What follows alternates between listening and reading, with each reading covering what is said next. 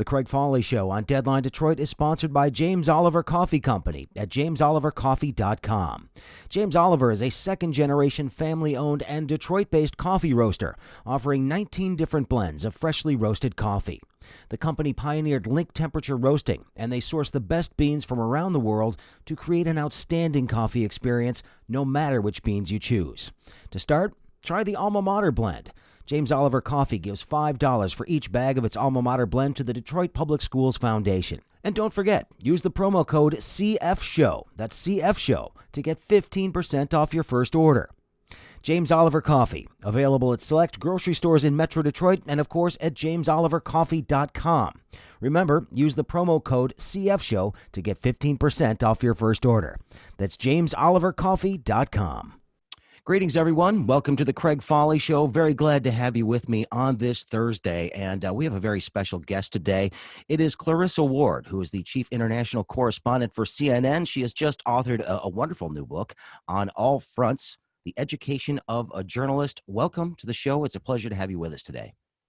Thank you so much, Craig. It's a pleasure to be with you. Well, and let's talk about the title itself, The Education of a Journalist. You did start working in the international sphere at a very, very young age as a professional, but you were raised with a foot in two worlds. How natural was it for you to think about taking on assignments in other parts of the world? Well, I mean, like you said, I grew up between the U.S. and the U.K. My mother is American, my father is British. And my father moved to Hong Kong when I was about 14 years old. And so we used to travel in the summers and spend them in Asia. And so I was really privileged. I was able to travel a lot as a kid. And I was also really passionate about languages and learning languages. It was always my favorite class was French class or Spanish class. And I also really loved storytelling. When I was younger, I thought I wanted to be an actress.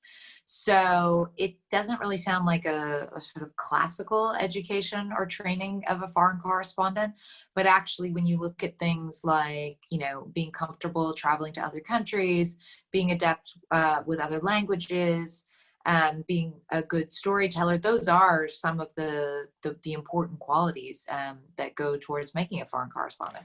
At the same time, though, understanding what's happening in places that are dealing with conflict is something entirely different. And you really sort of got thrown in early in your career and dealing with what was happening in Iraq. And this book gets into Syria, which we'll talk a lot about. But how prepared were you for what was actually happening on the ground in these places?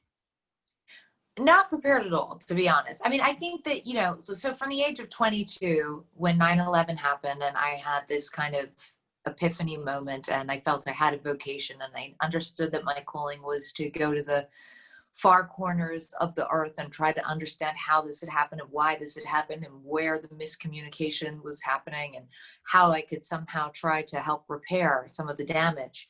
And, I was 22, so I was idealistic and young and full of hubris. But I immediately started lobbying my bosses, firstly at the Fox News channel, where I was working as an overnight desk assistant, to let me go to Iraq. We obviously had a full-time Baghdad bureau after the invasion of Iraq in 2003. And I was very, very keen to get out there. And eventually they let me go because there were so few people who wanted to go anymore. It was dangerous. It was hot. The American public was starting to get tired of the story. And they sent me on a course to a hostile environments course, they're called, where you learn about how to tie a tourniquet and take cover when there's artillery. And then you get thrown out there for your first time. And I don't care who you are. Nobody knows what on earth they're doing in a war zone the first time they go. You're just going through the motions, and it's wild and it's surreal and it's petrifying and it's thrilling all at once. And you really rely a lot on the wisdom of others in the field with you who have been doing it for a lot longer, to give you a sense of how to comport yourself and what to expect and when to be careful and when to keep your mouth shut and when not to. And I was very lucky to work with some incredible professionals along the way who helped educate me. One of the things that is clear, though, throughout your book is that a lot of the people that you're relying on for assistance are doing so at the risk of their own lives, especially those who are from the country where you are, people like translators or guides who are helping you sort of navigate, make connections. They're taking great risks for them, for their families, for themselves. At what point did you realize that the sacrifice that they were making to assist you was something completely different than you had probably experienced before? Yeah, and I think that's a big part of why I wrote the book, because this is all stuff that happens behind the camera. The viewer who sees my story on the evening news or 60 Minutes or Wolf Blitzer's show, they don't have any idea that how many people risked their lives to make this story happen, and the courage that it took for those people to do that. And the reality is that whenever you're working in a conflict zone, you have to be very mindful of the fact that you are potentially putting people who live there, who don't get to just go home after a few weeks, at risk. And you have an ethical responsibility to do whatever you can to mitigate the risks that they face.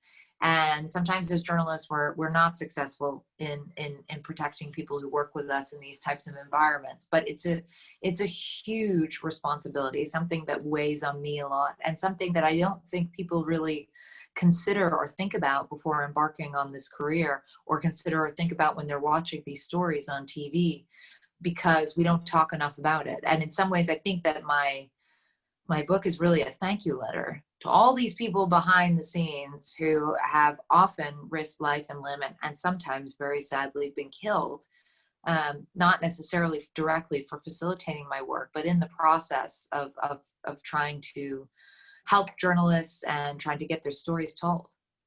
I should remind folks, my guest once again is Clarissa Ward. She is the CNN Chief International Correspondent. Her new book is On All Fronts, The Education of a Journalist. Uh, you talk about some of those people, and a lot of your reporting and a lot of this book is talking about those people sort of caught in the middle of this conflict, civilians, people that you met, families that put you up in certain situations, and the problems that they're dealing with. And one of the things I came away with is just how powerful a role women really play in this, how much they know about what's happening on the ground, the political differences, who's on what side, and how much aid and comfort they were willing to give you. That's a story that's not often told. No, it's not. It's really interesting, Craig. I think often people perceive being a woman in these parts of the world as, as a disadvantage, because there's a perception that you're not allowed to participate or travel to certain places or talk to certain people. And occasionally that's true, although I've often found that, in Afghanistan, they used to joke that I was an honorary man. Right. And so you are allowed to float in this nebulous space where you can do what the men do, but you can also go where the women go.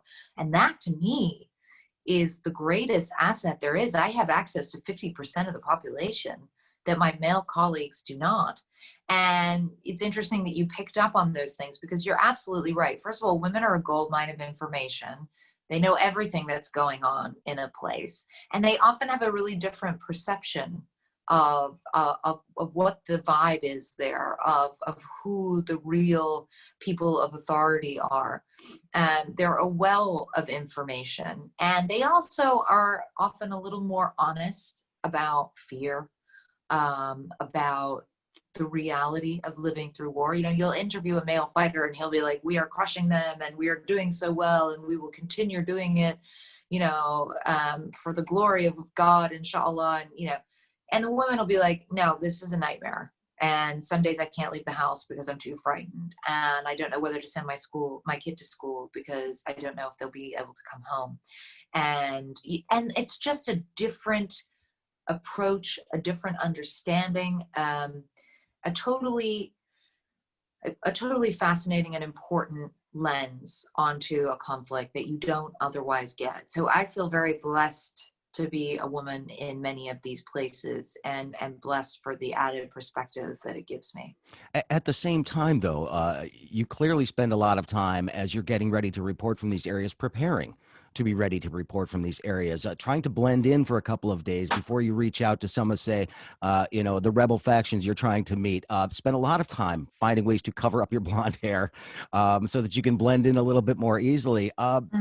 Is it easier or more difficult as a woman correspondent to sort of do that blending in? And there's a couple other questions I want to get to with that in a minute, but talk a bit about that. So I think that, I think, look, I have found it really helpful as well, in terms of I can cover my hair completely, or even wearing full facial veil niqab, and nobody looks at me twice, right? Nobody knows that I'm a Westerner, let alone a journalist. One colleague of mine used to jokingly call it my cloak of invisibility.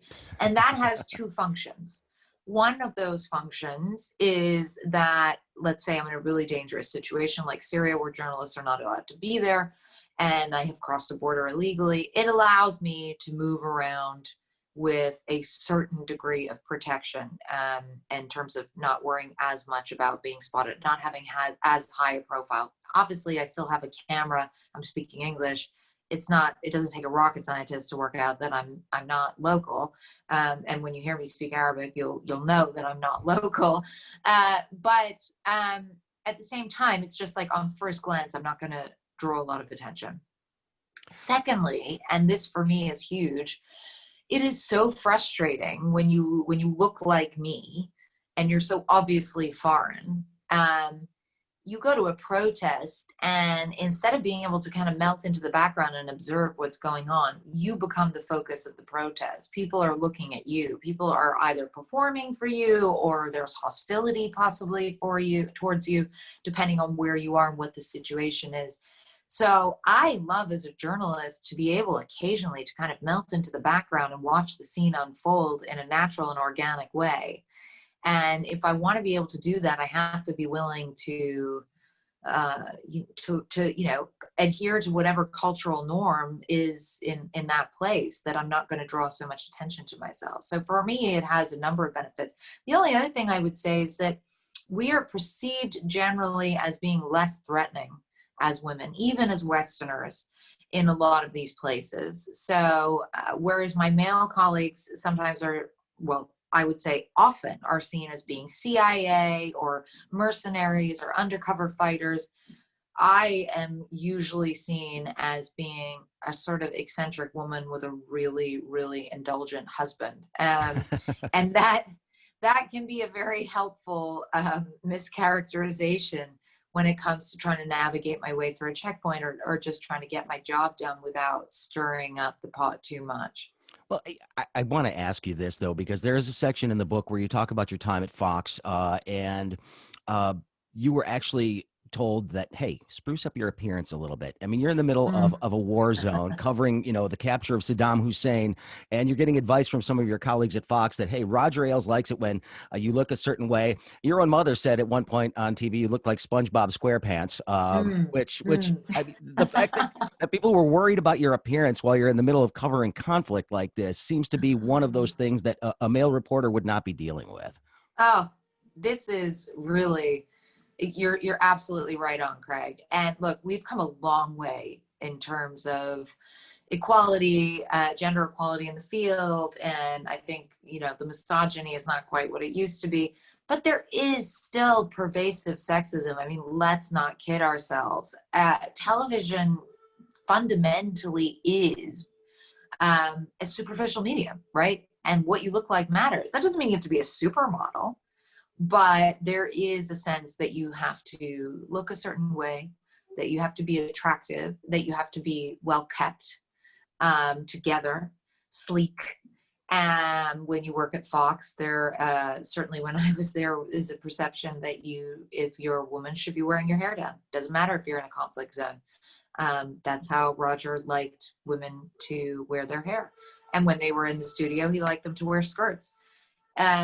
And so, I think it exists everywhere to a certain extent. And I think that is reflected in the fact, how many women over the age of 50 do you see on television news in America versus how many men over the age of 50? You see quite a lot of men and very few women.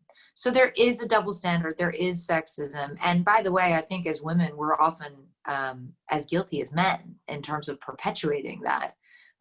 It's often, by the way, the person who wrote me that email saying you should be wearing your hair down, got to look out for my sexy girls, was the quote. She is a woman.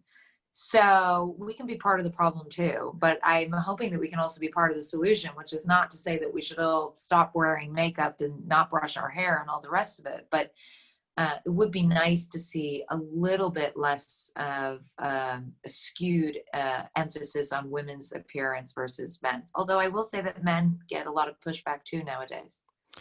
Clarissa Ward, my guest. Again, the book is On All Fronts, The Education of a Journalist. Much of this focuses on your experience in Syria and really witnessing sort of the transition from the early days of this ragtag bunch of disparate groups that were fighting the Assad regime to something that was much more sort of sinister towards the end in terms of the opposition there.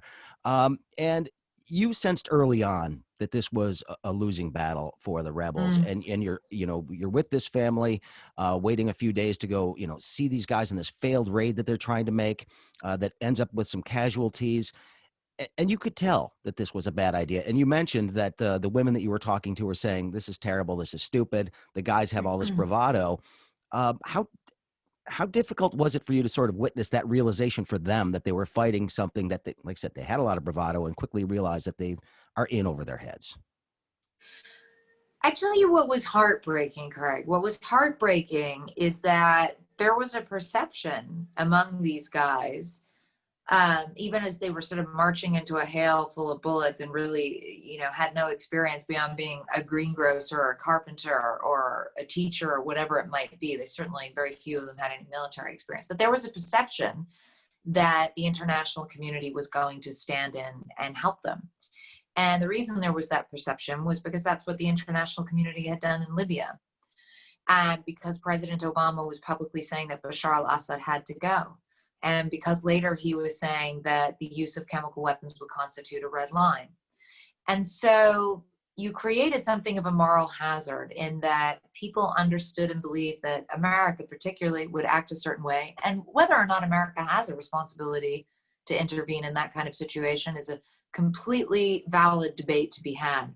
But whether they should be willfully leading people to believe that they will intervene when there is no intention of coming in to help, I think is another story altogether. First of all, just on a geopolitical level, it makes America look weak. If America says that chemical weapons are a red line and then doesn't enforce that red line, then you have someone like President Putin is like, well, if you're not going to do anything, I'm going to go in and do whatever I want. And secondly, there is kind of a moral element to this, right? Because people were dying in really high numbers. And that's not America's fault. No one's saying this is America's fault. But I do believe that America misled, let's say, the Syrian public and really grossly let them down as well. So go ahead. I'm just wondering if you've noticed a significant shift in the way that people in other parts of the world view the United States and its responsibilities and its role in the world, and whether or not there's a lessening of the faith that we will do, quote unquote, the right thing. So listen, I think it's really hard to be the number one superpower in the world. And when you're America, you're damned if you do and you're damned if you don't. Right. And the Obama administration said this. It's like, intervene fully. It's a disaster. No intervention. It's a disaster. A little bit of intervention. It's a disaster. Right. There is no right answer for the United States. The United States is always going to be blamed for all the world's woes and will never get the credit for the good things that it's involved with. Having said that, I do think there is a perception now that the U.S. is sort of retreating from the world, that it's mired in its own political chaos and its own domestic turmoil, that it can no longer really be trusted on a fundamental level because the foreign policy is so fickle and changes so much from president to president. So you can have, an Iran agreement with one president, and then 2 years later that gets torn up and policies change hugely. So, and even alliances that in the past have been more steadfast and have had great longevity to them, we've seen an erosion of trust in those because we've seen under President Trump, definitely there's been a sort of pulling away from these traditional alliances, particularly with the US and the rest of the West and Europe, I'm thinking of specifically. So I do think that it is really tough to be in the role that the US is. At the same time, the world does look to the US for guidance. The world does look to the US for help. And America traditionally in one form or another, however imperfectly, has provided that for many people. And obviously it hasn't always got it right. But I think the intention was there a lot. And I'm not so sure any longer. And it's not just something that I'm talking about under President Trump. This is something that began earlier. I know a lot of academics have referred to it as the long goodbye, the sense that America has been kind of gradually retreating from the world. And listen, after the disasters of Iraq and Afghanistan, one can understand that. And even historically, go back to Woodrow Wilson in the First World War, like, America is, by its nature, it's not Europe, right? It is further away. It's a huge country. It's got its own stuff going on. It doesn't need or have any real national interest in getting involved in all of these conflicts. At the same time, when America doesn't get involved, other people do. And look at what President Putin was able to achieve in the vacuum that was created in Syria. Look at the annexation of Crimea. Look how he became actively involved with helping the Assad regime in Syria, and how that really fundamentally changed the makeup of the Syrian civil war. So for every action, there's a reaction. Clarissa Ward is my guest, and we've only got a few minutes left, and I appreciate the time you've been able to give me today. But, given the many places you've been and the conflicts that you've witnessed, I think, of course, of Iraq, Afghanistan, you've been there as well, the Israeli incursion into Lebanon, and, of course, Syria and the civil war there. It's hard not to become hardened, cynical about the world when you witness these things and the senselessness of it all in many instances. Because, as you point out, we rarely bomb anybody into submission. Your enemies are rarely bombed into submission. These things just fester and boil and then bubble to the surface again in another way. How do you maintain any sort of sense of optimism about humanity and where we are when you're witnessing this stuff on a regular basis? So, Craig, when you do this job, you witness the worst of humanity, but you also witness the best of humanity. And it's another part of why I wrote this book. I can't tell you the acts of kindness, the acts of bravery, the acts of sacrifice, the moments of humor, of levity, of human connection. You would be exceptionally heartbroken, but also incredibly inspired to see how human beings behave in these really high octane life or death moments. And so I have always taken heart and strength in knowing that fundamentally we are all human and we are all bound together by a very powerful connection. I realize that might sound Pollyannish to people, but it's there. I have spent time with the Taliban and ISIS and, every, dirtbag group you can think of. And still, there is a connection. And I do believe that by listening to each other and understanding each other, we can at least make decisions from a smarter place. And I do believe also that fundamentally, when you understand what motivates people and what human beings are capable of, we should be able to get to a place where we can sort things out more and more without resorting to violence, without resorting to war. And the more interconnected we become through this era of mass communication, but also through these sort of intertwined economies now that we see in the world, the more we understand that fighting physical wars really is not a sustainable way of dealing or resolving anything. So yes, I feel depressed on occasion about the state of the world and the things that man is capable of, but I also feel incredibly heartened when I see some of the things that man is capable of, and I do believe and very much hope that we continue to strive to do our best and to do better. Well, I have one last question for you, and this is, of course, about our profession here of journalism and the way that we approach foreign affairs and foreign conflicts. I mean, look, we've seen erosion of coverage of government here in the United States. What is something that you think that television in particular could do better to better tell the story about what's actually happening? Because, as you mentioned at the beginning of this interview, the American public got bored with the coverage of what was happening in Iraq. And so we sort of let that go while all these things were happening. And people didn't really know exactly how that ground was shifting over there. How could we do a better job of keeping people interested enough where they actually care about what's happening in other parts of the world? That's the big challenge for journalists. you got to find great stories. You have to find great characters. You have to be able to tell a great story. And yes, people get fatigue of a conflict or a place or whatever it might be. But if you're a great journalist and you look at, some of the legends that I have always looked up to, the late, great Bob Simon, you could put that man anywhere in the world and it'd be the most boring place in the world, or it could be a place where news stories have been done every day for 100 years, and he would still give you an excellent story, because fundamentally it doesn't really matter where you are. What matters is finding great characters, capturing great moments, writing beautifully. We don't put enough emphasis on writing anymore, and elevating the pictures through words. And it's like the same argument when it's like, oh, Americans don't like subtitles. I'm like, if you got a great movie or a great show, Americans are going to forget that they're reading subtitles in about 10 minutes, okay? Because they're in the moment.